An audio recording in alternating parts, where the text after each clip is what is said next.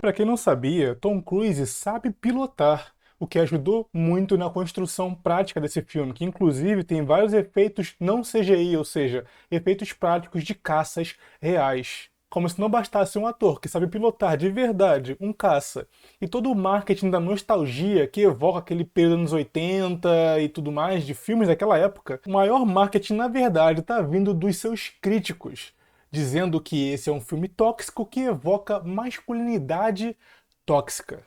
O novo Top Gun é criticado por promover masculinidade e excesso de testosterona, sendo acusado. E fica pior, segue comigo.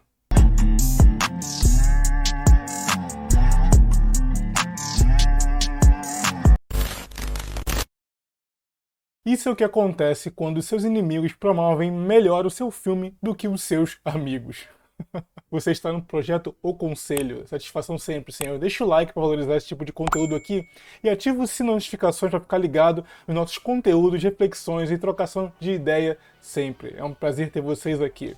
E bem, Tom Cruise só disse que iria voltar para o papel de Maverick quando finalmente tivesse uma história que valesse a pena ser contada. Ele não queria apenas que o filme tivesse uma sequência, mas que fosse uma sequência digna. Claro que ele iria fazer várias menções ao filme do passado, mas bem, uma geração que não conhece Top Gun, que não viveu Top Gun, eu falo por mim mesmo, eu sou dos anos 90, não dos 80, eu vi em reprises e quando muito novo, é claro que ele teria que apresentar esse universo de novo. Então ficou uma espécie de sequência barra reboot, mais ou menos isso. Senhores, os astros dos anos 80 estão envelhecendo e se aposentando. Mês passado, se eu não me engano, foi o Bruce Willis, né? E Arnold Schwarzenegger está fazendo apenas pontas a partir de então. Poucas são as franquias clássicas que se mantiveram no cinema. Naquela época era diferente. Os brucutus anos 80 eram celebrados porque estávamos no contexto de guerra, né? Aquela tal da Guerra Fria, aquela guerra iminente, a guerra nuclear que nunca aconteceu. Então os filmes de ação trabalhavam muito esse lance da espionagem, da possível guerra, dos inimigos russos e tudo mais. Então essa escola, né, de filmes não sobreviveria por muito tempo num contexto atual, né, de século XXI e tudo mais. Essa não é a primeira vez que um filme dos anos 80 ganha uma sequência atualizada, né? Já tivemos isso com Rambo, Exterminador do Futuro, apesar de uma releitura que não agradou muito a rapaziada, inclusive Rock Balboa, passando o bastão para Michael B. Jordan, né, o Stallone, através de Creed. Bom, então Top Gun seria apenas mais uma sequência se não fossem os seus críticos promovendo melhor o filme do que os seus aliados. Pois é. Acompanha comigo. Top Gun Maverick tem Tom Cruise machão com aviões que evocam pênis. Exatamente. Nova versão destaca o ator astro, né, com nostalgia e testosterona digna dos velhos blockbusters. E aqui ele vai comentando, né, o crítico, né, que a partir desse contexto aí de mudança de paradigma nos cinemas, esse filme tenta trazer a ideia de competitividade entre homens, nesse contexto pré-guerra, de emergência e tal, do físico masculino, onde em algum ponto do filme, né, eles praticam esporte, futebol americano, e enfim, né, aí foca nesse lance da competitividade esportiva, inclusive, com caças ainda mais rápidos e com uma trilha de sintetizador lembrando os anos 80. E continua a crítica aqui dizendo que apesar de ter um piloto feminino, né, isso não acaba interferindo na lógica do filme, que acaba exaltando essa ideia da competitividade, da agressividade entre homens e da busca pela excelência, por ser o melhor. E essa ideia de um veterano treinando os jovens, né, essa ideia de passar o bastão para outros homens a partir da experiência, né? Uma espécie de rito de passagem dentro do filme, né? Falamos muito aqui desse lance da maturidade masculina, o que é ser o homem maduro, afinal de contas, quem é que prova que você é maduro e tudo mais. Então o filme parece que tem um trecho que trata sobre isso, né? Eu particularmente ainda não vi, mas pretendo. Mais pela crítica dos seus detratores do que exatamente porque eu sou um fã de Top Gun. Mas bem, nunca é tarde para começar a ser, né? Eu falei um tempo atrás num vídeo falando sobre o cinema e como ele mudou, né, saindo de heróis que tinham um contexto de realidade para esses heróis mais super, né, como Marvel e DC e tudo mais.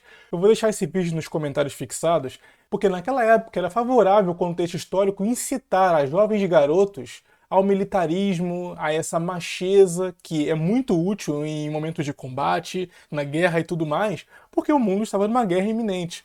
Mas à medida que a sociedade não precisou mais desse espírito masculino, começaram a transformar os heróis que tinham aquele caráter realista, como o Rocky, por exemplo, né? Um cara comum do subúrbio, né? Com problemas na sua vida prática, que consegue, através da força e do treino, superar seus desafios. Caso também do Rambo, né? Criticando a ideia da guerra do Vietnã, mas ainda assim mantendo a ideia do veterano traumatizado, que teve seus traumas e não consegue se adequar à sociedade de novo. E tantos outros, né, que ao longo do tempo agora se transformaram em heróis que são super poderosos e inalcançáveis, né, que não têm ligação prática de exemplos na nossa vida cotidiana com ninguém. Era muito mais fácil você se inspirar num Rambo da vida do que num Capitão América, por exemplo, ou num Homem de Ferro, enfim. Esse irrealismo dos heróis que já não inspiram, e sim são puro entretenimento.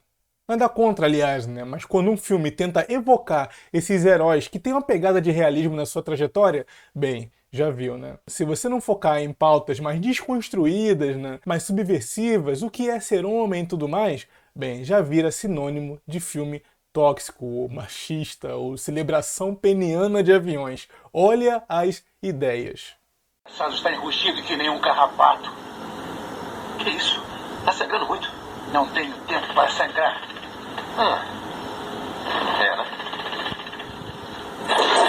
Isso é fato. Pergunta para um sobrinho ou para um filho qual é o herói preferido dele hoje em dia. E ele vai dizer um desses heróis fantásticos, né? E não são só super-heróis não, tá? Eu falo das fantasias também, sejam medievais e tudo mais, Game of Thrones, Senhor dos Anéis, né? Quando virou cinema e tudo mais. Você não sente-se inspirado a replicar os feitos heróicos de um herói desses de cinema quando você sai das sessões de filme. Enfim, é conflito de geração e visões diferentes do que é o heroísmo, né? Uma que tentava imitá-los e outra agora que tenta usá-los como fantasia de escape, né? Não que Rambo e Stallone fossem replicáveis, mas bem, deu pra entender, né? Então, curtir essa análise aqui e essa crítica da crítica aos detratores aí do filme, deixa nos comentários a sua opinião sobre esse tipo de filme no cinema, que tem perdido espaço também, né?